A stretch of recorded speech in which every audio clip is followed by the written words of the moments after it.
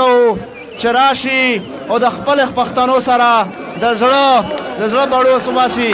نر پښتون باتور پښتون، نر پښتون باتور پښتون.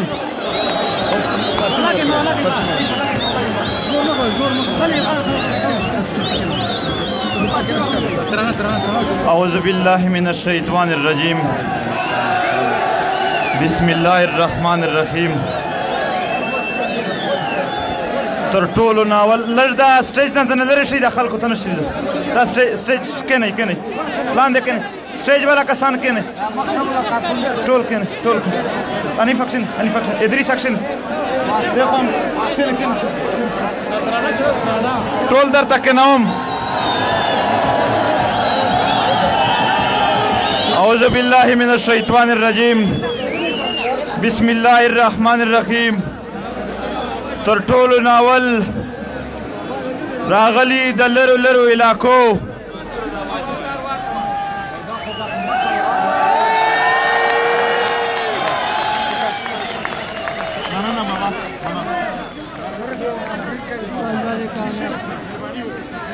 تر ټولو ناول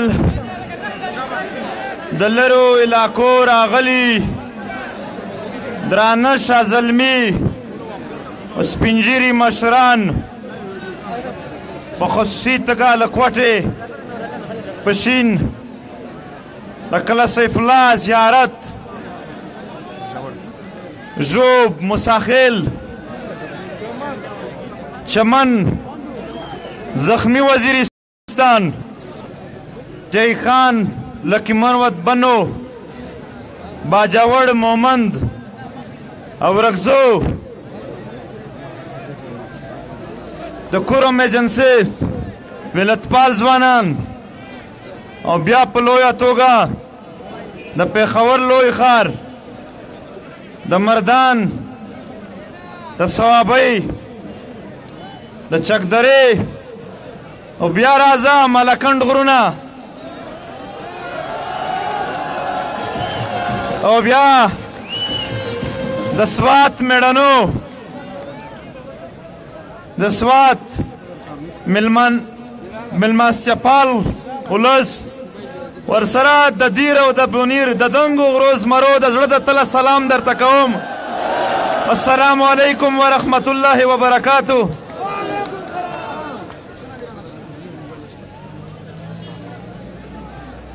دلته ګڼ شمېر خویندې هم راغلي دي. د زړه له کومه ټول ځوانان ورته سلام کوو چې دوی د خپلو ورونو سره اوږه په اوږه ولاړې دي. خبره به د سوات کوو، اول د سوځېدلي جنت خبره به کوو، د نړېدلي ښایست، د برباد شوي ښایست خبره به کوو. خو خبره به د بنیاده کوو چې د دغې ښار په هر ګوټ شه چې سرونه پرې شول د هغې بنیاد چا شو. دلته د سوات ولس کامپال او ملتپال مشران حلال شول. د دغې ښار ډېر ننګیالي پولیس والا سرونه پرې شول. چا پرې کړل؟ طالبانو. فضل الله، مسلم خان، احسان الله احسان چرته ناسته، احسان الله احسان چرته ناسته، مسلم خان چرته ناستی. د کوم ځای چې پیداوار و په هغې ځای ناسته، د کوم ځای نه چې راوتلی و بیرته په هغه ځای ناسته. او څو میاشتو پس به ووینې چې فضل الله هم هلته ورسره ناست وي. دا خپل د دوی ټینیور وي. دا خاوره دا د پښتنو هغه خاوره ده چې د دغې خاورې اوسېدونکي په ټولو پښتنو کښې نرم خلک وو. په ټولو نه ټول پښتون ښه کام دی، خو دوی پرې ډېر ښه خلک وو. بیا هم دلته ترهاګري راغله، بیا هم دلته ترهاګر جوړ شول. دا د دغې ریاست یو ضرورت و. دا زه نه وایم، دا د دوی جرنیلان وایي، د دوی جرنیل مشرف وایي. هغه خر دا خبره کوي چې دلته مونږ اسلامیک ملیټنسي پیدا کړه د پاکستان په حق شي. اول د رشیا خلاف جنگونه وشول، ما ته دې وښیي د هغې جنګونو نه پښتونخوا ته څه ګټې وشوې که نه؟ اسلام ته ګټې وشوې که نه؟ چا ته ګټې وشوې؟ امریکا ته. پیناباد دا د پیسو ګټل، دا د ډالرو ګټل، د پښتنو په وینو، د پښتنو په غوښو دوی په دې کې خوند موندلی و او په دې خوند کې یې پرمختګ کوو، په دې خوند کې پرمخ تلل. بیا د پښتونخوا مطلب چې چېرته پښتون اوسېږي، هر ښار ونړېدو، هر ښار چې دماکې وشوې، هر کلي کې پرې سرونه واچېدل، هر کلي کې بمبارې وشولې، هر کلي کې دلته ویرونه جوړ شول. په یو خوا د سوات خلک دلته مسلم خاندو ونړول، په بله خوا په دوی باندې د پاسه بمبارۍ کېدلې. ای د سوات خلکو، ستاسو نه هیر دي د برتانه مسجد باندې چې بمباري وشوه، که یاد مو دي؟ څوک یې ووژل؟ ستا خوار ولس یې په وینو کې سور کړو، ستا ماشومان یې په وینو کې سره کړل. څنګه چې ستا سره طالب کول، په هغې شان ده هم در سره وکړل. ستاسو نه دي یاد د چپرپال پل باندې چې بمباري وشوه او خلکو خپلې کډې واخیستې وې روان وو، په هغې باندې هم دوی بمباري وکړه او یې وجل. څنګه چې په دې خاورو د دوی پیداوارو ظلم کړی دی، دغه شان یې په وردي کې کړی دی. ترهاګري څه ته وایي؟ دهشتګردي څه ته وایي؟ دهشتګردي یره خورول ته وایي چې دومره یره خوره شي چې پیږي ولس، پیږي وطن کې ته څه هم کوې، هغه که آئیني وي، هغه که غیر آئیني وي، چې څوک در سره خبرې نشي کولی. دلته چې څنګه یره د طالب نه وه، داسې یره اوس هم د سوات په غرونو کښې د دغې پاکستان د فوج او ادارو نه ده. دا خلک اوس هم دا ترهاګرۍ شکار خلک دي، خو صرف یې پاټ بدل دی. پښتنو صرف تابعدار شوي یی، صرف د دغې دهشت تابعدار جوړ شوي یی. کنی یره یا هغه شانتې ده، کنی ته سر اوچت کا، ته راودرېږه چې دی تا ته لاس درړي که نه درړي. دا خو اوس پښتون کام راوچت شوی دی. کنی دوی ستاسو دا ګریوانونه پرې کول. دلته د سوات هر کالج نه دی محفوظ، د سوات تعلیم نه دی محفوظ. اوس د خوازه خیلې په ګرلز ډګري کالج کې څوک اوسېږي؟ دوی زمونږ دا تعلیمي ادارو نه مورچې جوړې کړي دي. دا پښتون کام نه مني دا خبرې. دغه د دغې ځای هاسټلونه دوی نیولي دي، انیمل هزبنډري هسپتالونه دوی نیولي دي. دوی دا دهشتګردي په نامه باندې د سوات قبضه کړې ده. دلته پرې لوی کینټونه جوړوي. سوات مځکه زمونږ د سوات د پښتنو نه ده پوره. 16 لاک کنال ټول سوات دی، 22 لاک یې آبادي ده. پر یو سړي باندې یو کنال مځکه نه دی پوره او ته پرې لوی کینټونه جوړوي. دا سوات خلک د چرته لاړ شي، تا مځکه مه نیسه، تا موږ نه درته پرېږدو چې ته د سوات جنت وطن د خپل حوض دپاره، د خپلې ترهاګرۍ دپاره ونیسئ.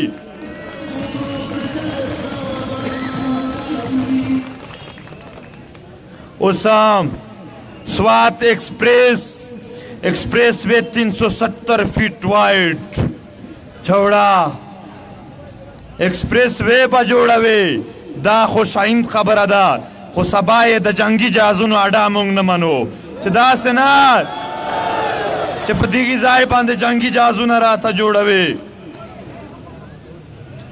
اوس دا پی ټی ایم د لاسه دا ریاست دا ظالمان دا بوکلاهټ شکار شوي ولې دي؟ ځکه چې د کوم کار کړی و هغه واضحېږي، هغه جوتېږي، هغه ښکاره کېږي.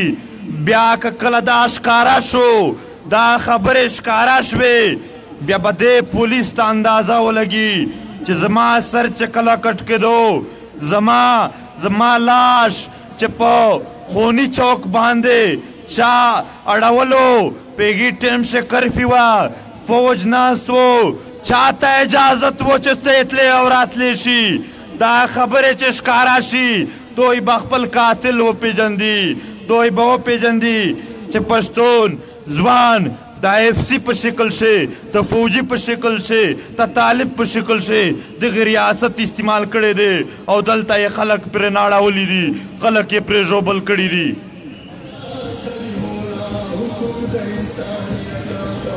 او نن پر پی ټی ایم باندې دوی داغ لګوي چې د طالبانو ملګري احسان الله احسان په جی ایچ کیو کښې پروت دی او ملګری یې پی ټی ایم شو. دا حمله پکې نوې ټوکې دي. زیات پرې مه خندئ، دا خلک په ایمان سره د هیڅ قابل نه دي. دغه ټوکې جوړې کړي دي، د ملک نه یې ټوکې جوړې کړي دي. مسلم خان ورسره په کیله کې اوسېږي او په سوات کې د سوات باتور ملک ریاض تصویر د رای ایجنټ د طالبانو په شکل شه ورته لګوي. دا د دروغ خبرې چا نه منلې، خو دوی په ظلم باندې، په برابریت باندې، په یره خورولو باندې دوی بند کړی وې. خو غلطي یې دا وه چې پر مخامخ کام د دوی پښتون کام و چې هغه ته 1 کال 2 کاله 15 کاله به ټیټ کې، بیا را پرېوځي، بیا را غونډ شي، بیا کښېني، بیا فیصله شي، بیا را پورته شي. موږ دې وینو چې لاره درنه ورکه ده، موږ دې وینو چې لاره درنه ورکه ده.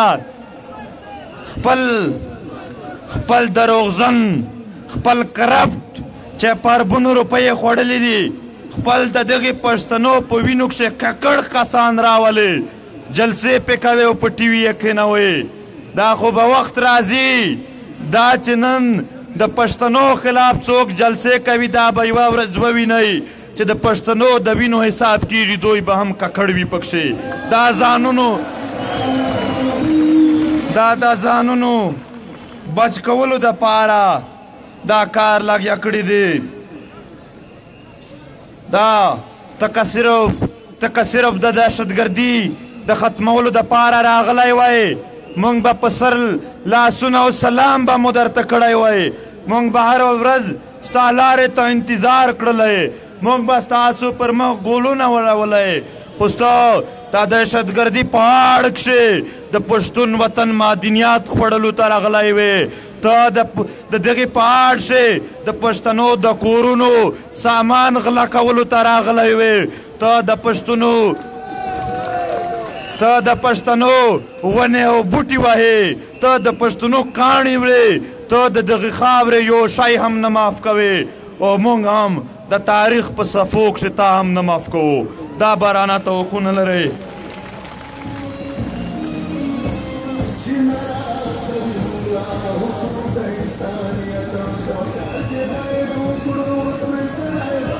ها دلته ډېر لوی جنگ وشو. دا جنگ پښتنو نه دی شروع کړی، دا جنگ یو فوجي جرنیل شروع کړی دی، دا جنگ په یو یس شروع شوی دی، دا جنگ مشرف شروع کړی دی.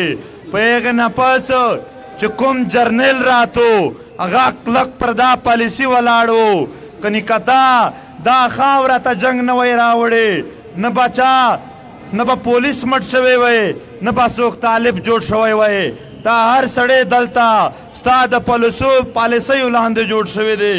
دې خاورې ته ټولې اوښکې تا راوړې دي د خاورې باندې توی شوې وینې ستا پالیسیو توی کړي دي چې نن هم د هغې پالیسۍ دفاع کوئ چې نن هم هغه پالیسي فالو کوئ تر څو پوره مو چې تاسو دا پالیسي ته ولاړ وئ موږ به د امن دا لاره ته ولاړ وو موږ به په خپله خاوره امن غواړو خپله خاوره خپل اختیار غواړو نن دې راته وښیي نن دې راته وښیي د فاټا خلک نن دې راته وښیي د سوات خلک چې د دوی د اجازت نه بغیر خپل کور ته نشي تللی د دوی د اجازت نه بغیر ستا کور ته میلمه نشي راتلی دوی ستا پر وطن قبضه کړې ده دوی ستا نه اختیار وړی دی دوی ستا ژوند وړی دی دوی ستا د کور تګ راتګ فیصلې هم د ځان سره ایښي دي دومره غټ غلامیت مونږ کله هم نشو قبلولی دومره غټ غلامیت مونږ نه قبلوو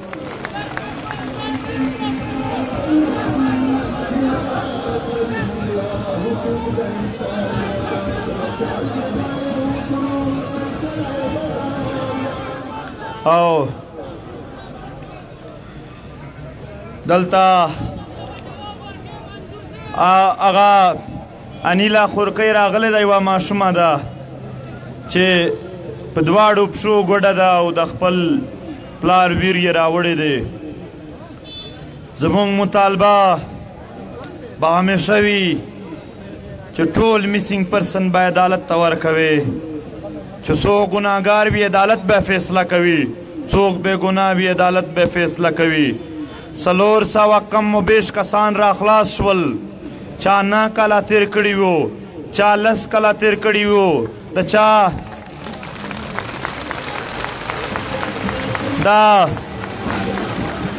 ټیک ده هغې مندیو ته ټیک ده هغې مندیو خوندیو ته ستاسو د دغې جلسو د وجې خولو ته یې خندا راغله د ژړا اوښکې د خوښۍ په اوښکو کښې بدلې شولې دا ځوانانو مشرانو ستا دغې ناستي او ولاړي وو چې دوی ته تاسو ټولو ته د هغې ټولو کورنیو لخوا سلام وایم سلامونه درته کوي هغه ټول او یوه خبره ده هغه چې کور ته راغلل څوک لیوني وو څوک په جسم مړه پراته وو یوه ورځ هم ماته کال وشو زموږ ملګري وو د چکمالۍ علاقه یې وو هغې ماته وویل چې مشره تاسو ته کسان درځي چې زه د جیل نه راخلاص شوم خو څه کسان داسې دي چې هغه تا ته نشي درتلی ته لږ ورته راشه زه چې ورغلم هغه 3 ورونه وو هغه یو لیونی شوی وو د یو غوږونه ختم شوي وو او یو په جسم ښکته مړ شوی وو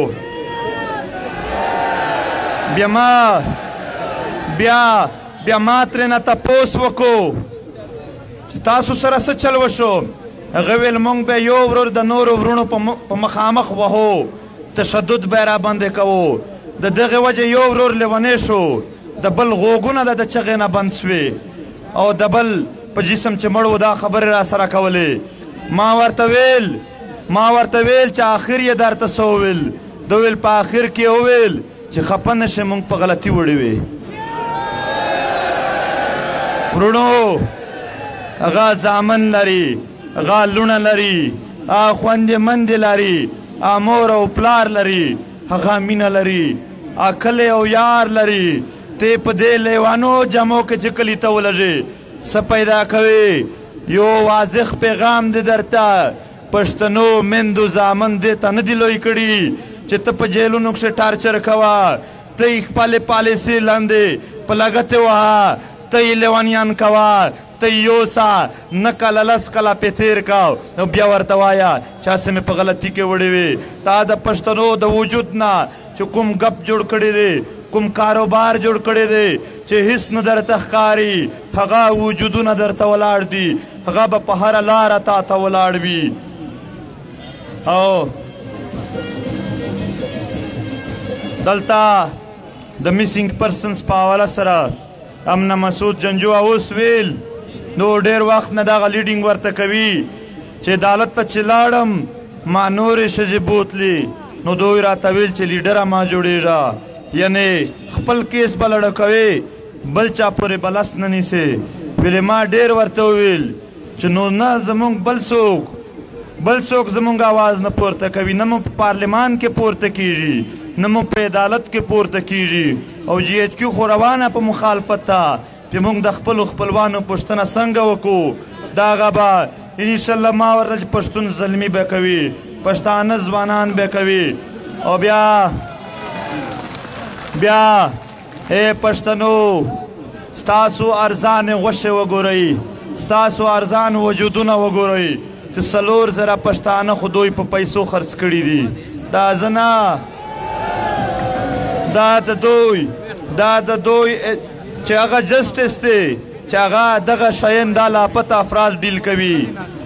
اول خو هغه کمیشن چې کوم جوړ دی هغه دروغجن کمیشن دی، خو هغه هم دومره رښتیا خو وویل اخر هغه هلته هراسمنټ کیږي، هغه خپل خلک نشي راوستلی، ډېر کم خلک یې راوستی دي. هغې هم لیسټونه نه دي جاري کړي چې څوک مونږ راوستل څوک مو نه راوستل. خو 4,000 پښتانه تا دا وجودونه ډېر ارزان شمارلي وو. تا لګېدله چې د دغو د پوښتنې څوک نشته. ریاست خو یې پوښتنه نه کوي، ریاست خو دوی خرڅوي، خو بل خو څوک نشته چې د دغې وجود، د دغې ارزان وجود چې خوښه دې شي وینې توی کا ډالر پې واخله، چې خوښه دې شي خرڅ یې کا په چا. دا اغواکار ریاست، دا قاتل ریاست دی، دا اغواکار ریاست دی. د دنیا په یو علاقه کې هم دومره غټ اغواکار ګروپ نشته لکه د دغې ملک ادارې چې دي. د دنیا په یو ګوټ کې هم دومره قاتل ګروپ نشته لکه د دغې ملک ادارې چې دي. دا د آئین نه ډېرې لرې غورځېدلي دي. دا د پاکستان آئین نه مني، دا د پاکستان آئین ته په سپک نظر ګوري. دا د پاکستان آئین 100 ځله دوی مات کړو، حالانکه د پاکستان آئین آرټیکل 6 وایي چې څوک آئین مات کی هغه غدار دي. دا غداران تر اوسه پورې جرنیلان پاتې شوي دي. خو ستا د عدالت په انصاف باندې لعنت وایي چې جرنیلان درنه دغس ګرځي او ته لا دغسې ګرځې. ستا سره شته آرټیکل 6 پروت دی او ته ځان ته لا چیف جسټس وایې او ګرځې، او چا چې آئین مات کړی دی او هغه نشي رانیولی. صفا خبره وکئ. د آئین نه پرته چې څوک عمل کوي هغه په ریاست کې دننه ریاست جوړول وي. د پاکستان ادارو، د پاکستان فوج په ریاست کې دننه دومره مضبوط ریاست جوړ کړی دی. یار کینئ، څه مسله ده تاسو سره؟ کینئ یار، کینئ وروره، کینه. زه یې درنه کینوم. ټول نه غټ قدر ستاسو ته دی. په پاکستان فوج ادارو په ریاست کې دننه دومره مضبوط ریاست جوړ کړی دی چې د اوریجنل ریاست عدلیه ځنې یریږي، د اوریجنل ریاست پارلمان ځنې یریږي. دومره یره خوره کړې ده. دا په پولیسو باندې هم نه دي، دا پولیس ته هم بدمشي ورکوي. په تاڼه کښې چې څوک خوښ وي خلاص یې کا، څوک خوښ وي پې وینسه. دلته لوکل انتظامیه هم یرغماله ده، دغه پوره ملک یرغمال، اوریجنل ریاست یرغمال جوړ شوی دی. فیک ریاست، فیک ریټ د آئین نه بهر ته راغلی دی. بونګ دا چې څوک د آئین نه بهر ته راغلی دي، بونګ دا آئین ته پس دوی آئینی اختیار ته بوزو. دا آئین شهري ته حقوق ورکوي، خو ادارو ته دایره اختیار ورکوي. شهري به په حقوق پورته نه دي، ادارې به په دایره اختیار پورته نه دي. دا زمونږ او ستاسو او د دې ملک د نورو قومونو ترمنځ تړون دی. دلته تړون صرف یا آئین دی. د آئین نه پرته دلته مختلف قومونه دي په دې ملک کې اوسي.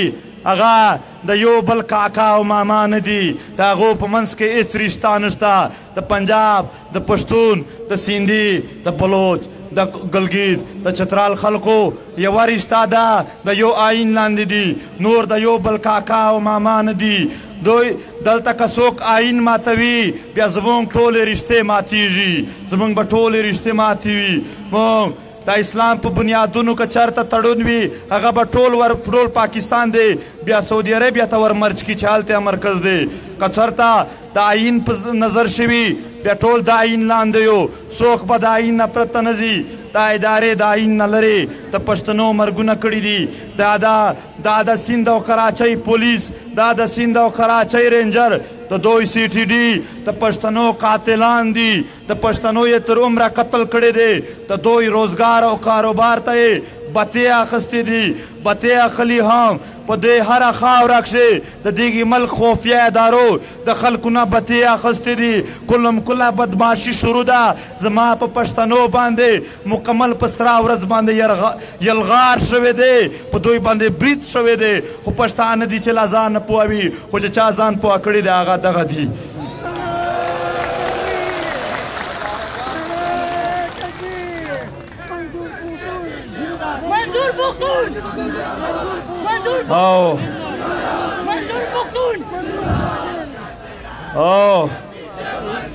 او د علم غره او د علم غره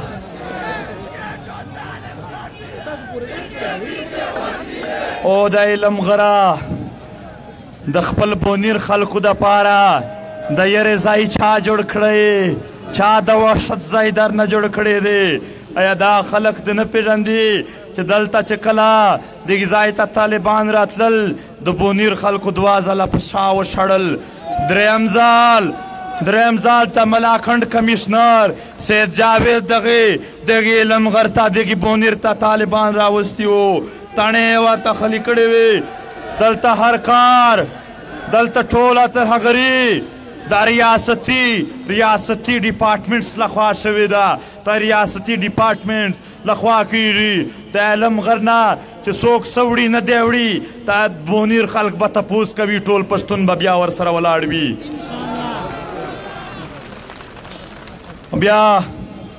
بیا د سوات خلق ته وایي د جلسې منتظمین ته ول سلام کوو چې دوی جلسه منعقد کړه د شنګلا زموږ په زړونو کښې ده شنګلا دې تل آباده وي شنګلا زنده‌باد د شنګلې سره ټول پښتون ولاړ دی راځم او نور به انشاءالله اعلان کوم په هغه کښې به شنګلا یاده شي دلته د سوات منتظمینو ته دمکې ورکړي کېږي چې تاسو سره به ګورو خو یوه خبرې د یاده لري که چا سره هم دوی غلطي وکړه زیاته یې وکړو مونږ به بیا ورسره ګورو بیا بله جلسه په سوات په شانګله کوو ورته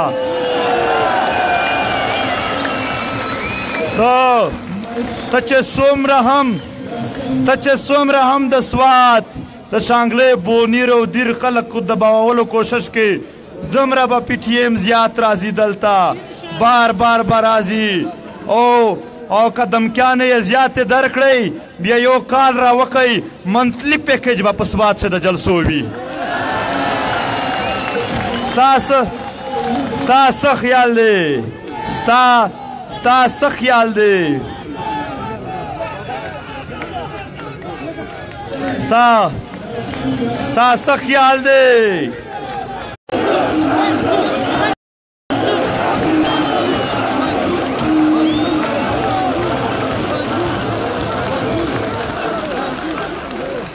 او دا دوی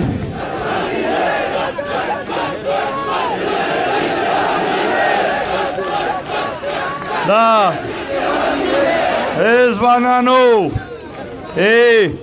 ځوانانو زما په خیال سره کچا او حساب یې صحیح نه دی کړی دوی وایي چې که چېرته پښتانه ځوانان به ویروو کښې به نو داسې په اسانه دی داسې اسانه دی کېنول ستا پلار بیا نه کېنوي دا خبرې به نورې هم کوو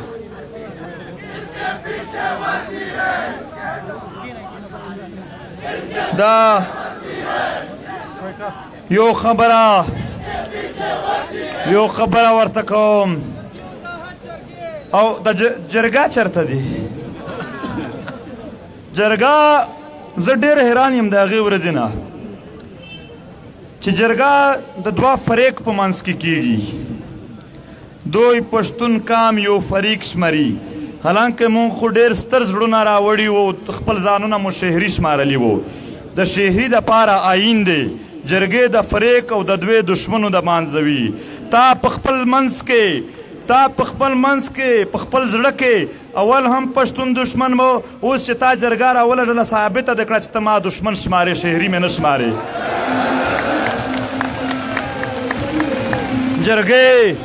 جرګې د فریقینو په منځ کې کېږي دا خو شهري او د آیین خبرې دي آیین پروت دی دلته که آیین دی موږ بیا ورته وایو دوی پرې ډېره ګیله کړې وه او چې دا آیین کله هم موږ ته حقوق نه راکوو موږ به نوره دنیا ته آواز کوو اقوام متحده ته چې راشئ تاسو یې پوه کړئ او خبره به کوو د وزیرستان هم هلته دوی بیا طالبان کمانډران راولي هلته دوی بیا په خلکو کښې ویرې خوروي هلته دوی بیا وجنه شروع کړې ده هلته دوی بیا خلکو ته دمکیانې شروع کړي دي په ښه پروټوکول چې کمانډران راځي او ناست دي په مختلفو کوټو کښې په نارت وزیرستان کښې په تېره هفته کښې څو واقعې وشولې ساوت وزیرستان اوس هم یو ځوان را سره ناست دی ولاړ دی هغه وایي هلته یو کمانډر دی نام یې رانه هېر شو چې هغه کاله اول زما په ټوله قبیله باندې تعلیم بند کو زما په ټوله قبیله باندې هلته صحت بند کو چې څوک به یې صحت مراکز ته نه در پرېږدي په دوی یې ګاډي بند کړل او بیا دوی ویل چې مونږ ځان ته 2 ګاډي وخستل ویل هغه آرمي رانه ونیول چې تاسو د کمانډر صاحب سره ولې په هغه مو چې خلاف دی مونږ مو خلاف یو اوس په وانه کیمپ کې هغه کمانډر ورته ناست دی او لاندې خلک تنګوي یا پښتنو تر څو پره به د یرې لاندې ناست وئ تر څو پره به خاموش وئ زر